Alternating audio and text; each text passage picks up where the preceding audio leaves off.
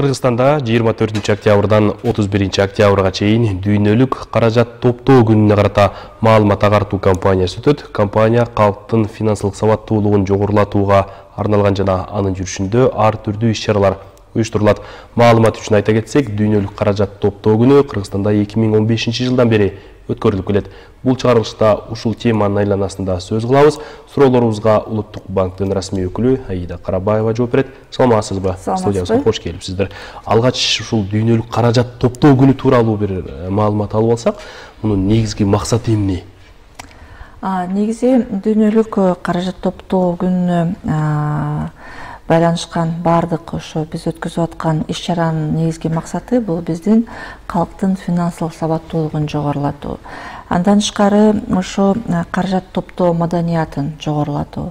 Анткени өзүңүздөр билгендей, биздин кээ бир жарандар баягы маалыматтын жетишсиздигинен, же болбосо финансылык сабаттуулуктун жетишсиздигинен ар кандай баягы көйгөйлөргө дуушар болуп, баягы проблемалар дагы болууда. Бирок негизи бул каражат топтоонун негизги максаты бул эмне?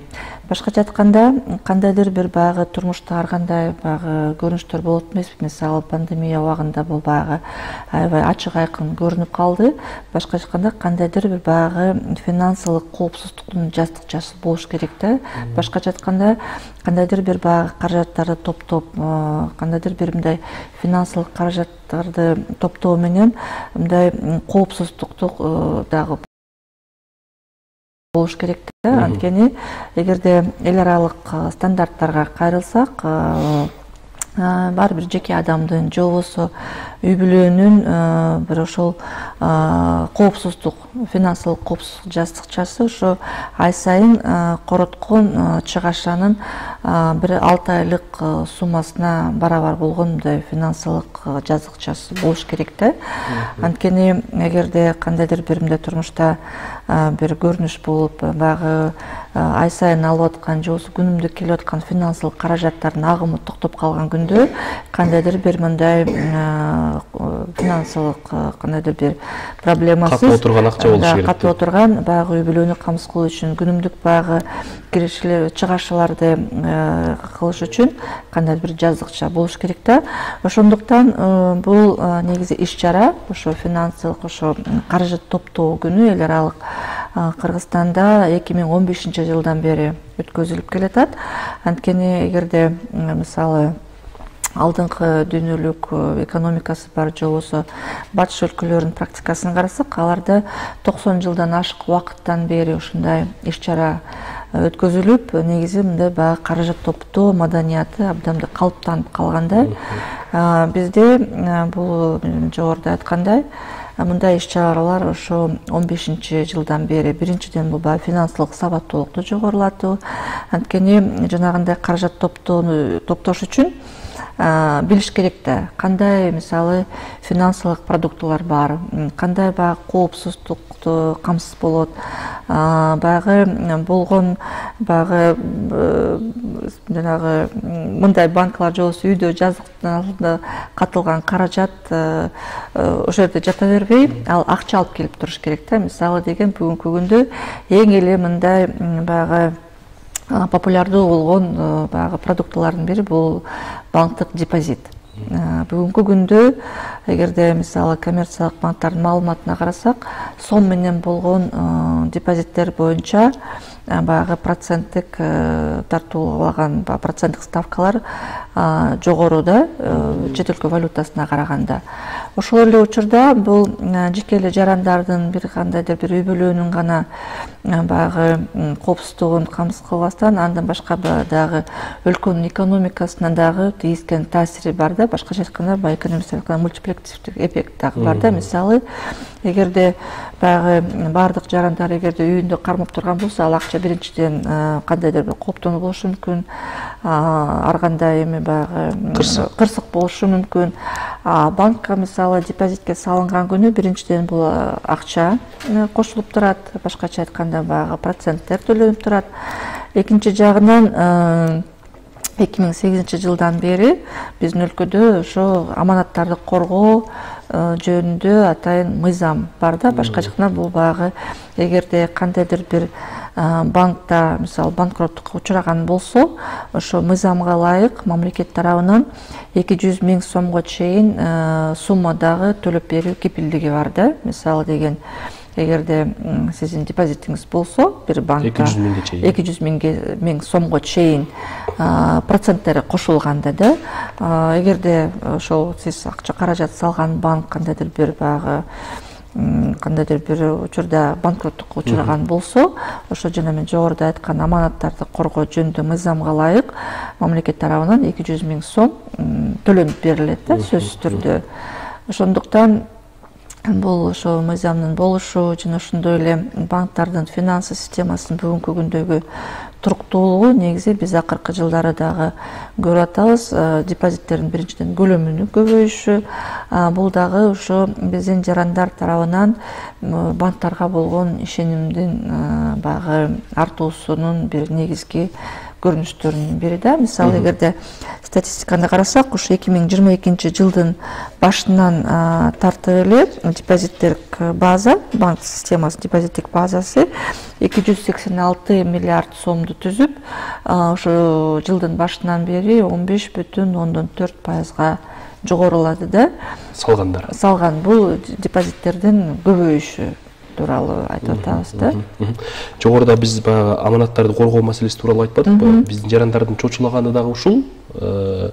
Салып кое турган болсом, банк жанагындай банкротко учурап кала турган болсо, эмне болот деп, жанан баягы 200 000ге чейинки суммага мамлекет кепилдик берип атат коргонгондугу тууралуучу. Бирок ушул жерден суроо, 200 000 албетте айрымдар үчүн аз акча, айрымдар үчүн көп акча дегендей. Жанан эгерде 4-5 банкка 200 000, 150 000ден кылып бөлүп сала турган болсо, мамлекет бир банктыкын гана кайтарып береби же бардыгын кайтарып береби? Бир учурда бир 2-3 банк банкротко учурап кала турган жагдай жаралып кала турган болсо деген. Андай болуш керек негизи. Ыктымал болуун карап. Андай албетте ыктымал, бирок ошо мыйзамга ылайык мындай теоретикалык түрдө албетте ыктымал, андайды бирок бүгүнкү күндө мен дагы бир жолу баса белгилеп кетким келет, бүгүнкү күндө банктардын негизги финансылык туруктуулугу жогору. Банк системасы, төлөм системасы бүгүнкү күндө мындай багы туруктуу, кандайдыр мындай кооптонуу үчүн эч кандай негиз жок да. Бирок сиздин сурооңузга жооп катары, мыйзамдын негизинде эгерде бир банкта салынган, мисалы, ар бир банктан 200 000 сом алууга мүмкүнчүлүк берет мыйзам. Ошондуктан биз да айтып келебиз го, негизи мындай багы тобокелдиктерди бөлүштүрүп болгон каражатты бир гана банкка салбай, бөлүштүрүп багы салган биринчиден жанагындай тобокелдиктерден багы сырткары болууга мүмкүндүк түзөт. Экинчиден кандайдыр бир багы ошондой убакыт болсо, мисалы кандайдыр бир багы каражатты кайра толуктоо мүмкүнчүлүгү болот да. Бирок бул жерде айтып кетчү нерсе, 200 000 бул негизги сумма, мисалы депозиттин негизги суммасы жана банкроттук боло турган, банкроттукка учураган күнгө чейин саналган проценттер дагы. Бардыгы чогуу саналганда 200 000 сомдон ашпаган депозит болуш керек, каражат. Ошого мамлекет кепилдик берет. Негизи бул мыйзамды дагы Улуттук банк өз убагында демилге катары көтөрүп чыккан. Анткени эсиңиздерде болсо керек, 90-жылдардын аягында, 2000-жылдардын башында кээ бир банктар ушундай банкроттукка учурап, биздин жарандар ошо болгон каражаттарын баягы чогулткан акчаларын жоготкон учурлар дагы болгон да. Ошондо негизи ошо банк системасына болгон кандайдыр бир ишеним төмөндөп, депозиттердин дагы эмеси көлөмү азайып, ушундай көрүнүш болгондо, ошол убакта Улуттук банк ошо банктык системанын менен биргеликте мындай көптөгөн иш-чараларды алып барганбыз да, ошо банк системасына болгон ишенимди арттыруу үчүн. Анан ошо мыйзам кабыл алгандан баштап, башында ошо азыр 200 000 сом болсо, жаңы ошо мыйзамды киргизгенде кепилдиктин суммасы 20 000 гана сомду түзчү да. Анткени ал убакта биринчиден депозиттердин көлөмү азыраак болчу, негизги бир жаранга салынган депозиттин көлөмү да, бирок негизи баягы мамлекеттин мүмкүнчүлүгүн да караш керек. Анткени фондду түзүш керек, фондко баягы мамлекет тарабынан каражат дагы киргизилген бүгүнкү күндө, бирок баягы банктар тарабынан киргизилген төлөнгөн баягы мүчөлүк үлүштүн негизинде бүгүнкү күндө ошо 4 миллиардка жакын сумманы түзөт да. Жок, фонддун ошо чогулган акча да, ошо 8-жылдан бери чогулган ошо фонддун каражаты. Биз жогоруда баягы финансылык сабаттуулукту арттыруу негизги максат деп атпайбызбы бул ушул компаниянын жүрүшүндө. Анан баягы Кыргызстандагы жарандардын финансылык сабаттуулугуна жасалган бир анализ, мониторингдер барбы? Башка өлкөлөргө салыштырмалуу биздин жарандар канчалык деңгээлде финансылык сабаттуулук мындан 5 жыл мурунка караганда кандай өзгөрдү деген маалымат абдан кызык болуп турат да мага. Мында биз кандайдыр мындай баягы изилдөөлөрдү да жүргүзүп келебиз. Анткени негизи ошо финансылык сабаттуулукту жогорулатуу боюнча программа ошо өкмөт тарабынан 2016-жылы кабыл алынган. Бул программа 2016-жылдан 20-жылга чейин болчу да. 20-жылы программа аяктагандан кийин негизи бул финансылык сабаттуулукку жылдап негизи мындай баягы үзгүлтүксүз жүргүзүлүп турган иш-чара да. Анткени сабаттуулук мындай 1-2 жылдын ичинде анткени мисалы жана мен жогоруда айткандай башка өлкөлөрдүн практикасын карасак, 90 жылдап атасың. 190-100 жылдак негизи мындай көп жылдык практикада бул баягы күнүмдүк түрдө алып бара турган иш да. Анан ошондо 2014-жылы ушундай атайын изилдөө жүргүзгөндө негизи ушундай биздин жарандардын финансылык сабаттуулугу маалыматы аз экендиги көрсөтүлгөн. Ошонун негизинде жана программа кабыл алынган. Андан тышкары ошо 2022-жылдын апрель айында ошо улуттук стратегия, ошо финансылык жеткиликтүүлүктү камсыз кылуу боюнча улуттук стратегия кабыл алынды. Бул 22-жылдан 25-жылга чейин баягы иш-чараларды камтыган. Мында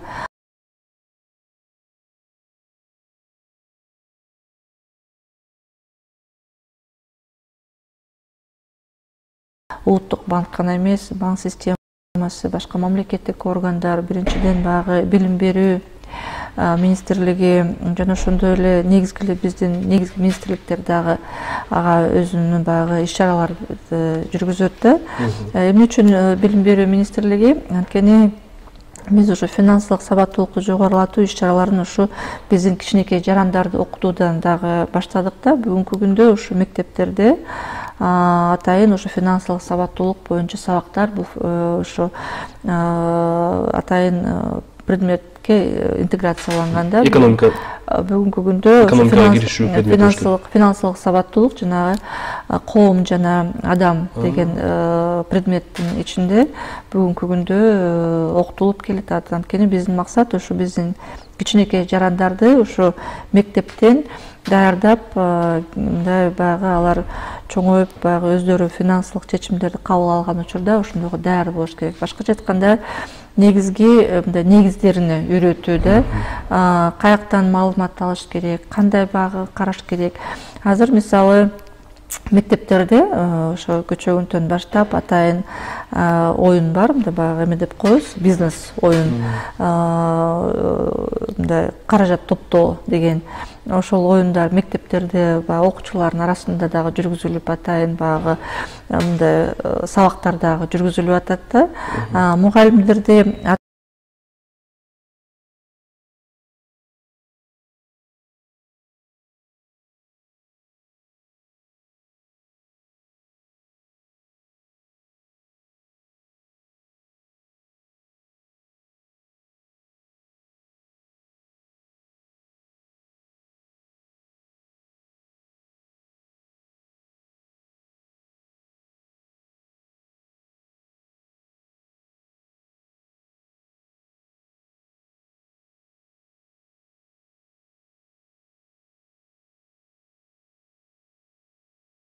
ушундай методикага үйрөтүп бүгүнкү күндө 600дөн ашык ошо финансылык сабаттуулук боюнча сабак берген мугалимдер дагы окутулганда 12 мультипликатор мугалим бар. Алар ошо Германиядан атайын программа боюнча окулуп келип, өздөрүнүн кесиптештерин үйрөтүп, кантип сабак бериш керек. Бүгүнкү күндө ошо мугалимдер менен дагы мындай тыгыз ишти алып баратабыз. Андан тышкары окуудан тышкары жана кружоктордо дагы кружоктордун жетекчилерин дагы атайын программа менен окутуп, ошо сабактан тышкары убакта жана кружокторун атайын финансылык сабаттуулук боюнча кружок ошо жакында эле бүттү.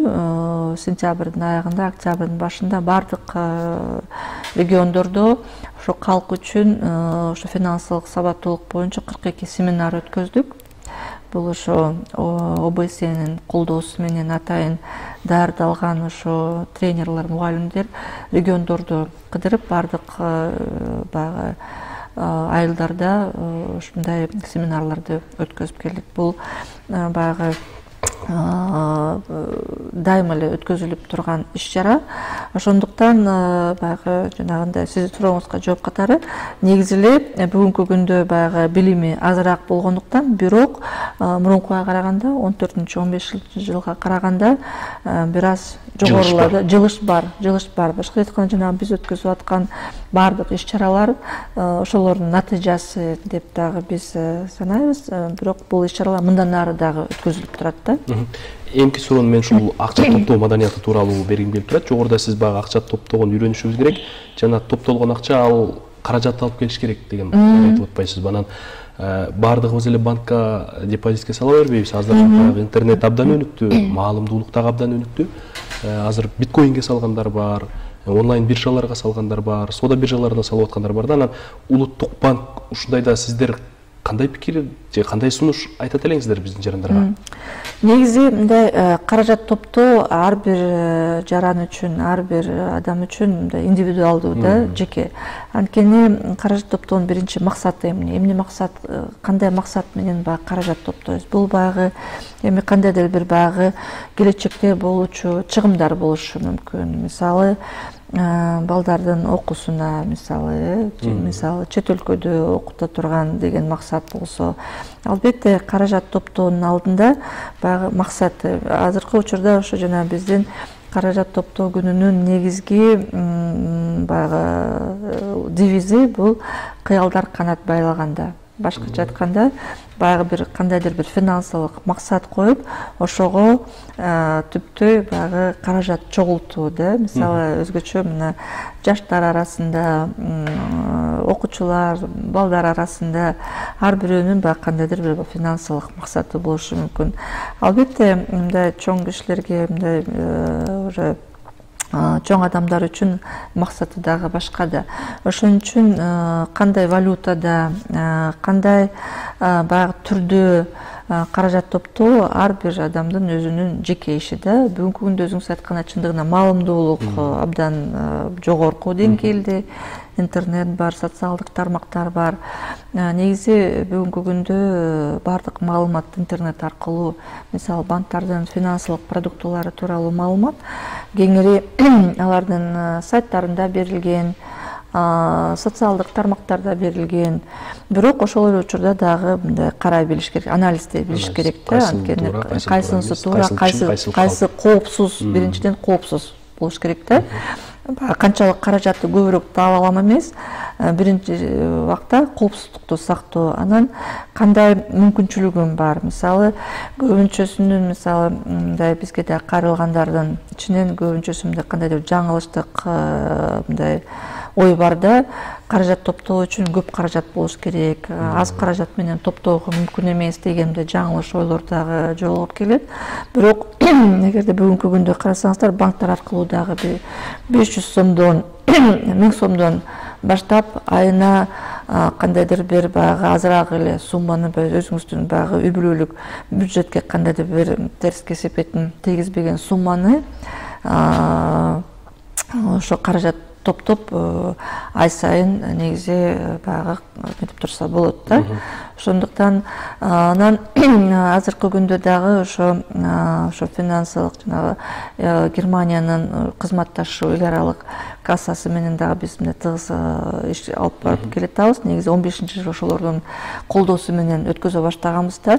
Азыркы күндө каражат топтоонун негизги символу бул боз үй. Баягы эме деп коебуз, копилка, орусча айтканда боз үй түрүндөгү копилка. Анан банктар ошо каражат топтоо жумалыгынын ичинде ошо келген кичинекей жарандарга ошондой баягы копилкаларды берип, кандайдыр бир баягы каражат топтоо маданиятын жогорулатуу, ошону баягы кандайдыр бир мындай калыптандыруу үчүн ошондой иш-чараларды жүргүзүп келет. Бүгүнкү күндө ошо иш-чараларга 30тан ашык ар кандай баягы биздин кызматташ уюмдар катышууда. Бул коммерциялык банктар албетте өздөрүнүн филиалында, бардык региондордогу өздөрүнүн өкүлчүлүктөрүндө атайын ачык эшик күндөрүн өткөзүп атышат. Ар кандай лекцияларды өткөзүп, баягы каражат топтоонун бардык мүмкүнчүлүктөрү жөнүндө дагы маалымат берүүдө. Андан тышкары экскурсиялар дагы уюштурууда. Мисалы, Улуттук банктын нумизматикалык музейине келсе болот. Мектептерге барып атайын сабактар жүргүзүлүүдө, ар кандай конкурстар жүргүзүлүүдө. Ошо бардык иш-чара жөнүндөгү маалымат ошо Улуттук банктын атайын расмий сайтында дагы жайгаштырылган. НБКР ЧКТ сайтына кирсе болот. Андан тышкары ошо финансылык сабаттуулук боюнча атайын Финсабат ЧКТ сайтында дагы жайгаштырылган. Кайсы күнү, кайсы жерде кандай иш-чара жүргүзүлүп атат, бардык толук маалымат ошол жерде бар. Чоң рахмат. Биздин студиябызга келип, ушул дүйнөлүк акча топтоо күнүнө карата маалымат компаниянын алкагында жүргүзүлүп жаткан иш-чаралар тууралуу маалымат берип, суроолорубузга жооп бергениңиз үчүн сизге ыраазычылык билдиребиз. Ишиңиздер ийгилик болсун. Чоң рахмат. Урматтуу телекөрүүчүлөр, бул жолку чыгарылышта биз дүйнөлүк акча топтоо күнү тууралуу сөз кылдык. Суроолорубузга Улуттук банктын расмий өкүлү Аида Карабаева жооп берди. Берүүнү мен Амантур Шергазиев алып бардым. Саламатта туруңуздар.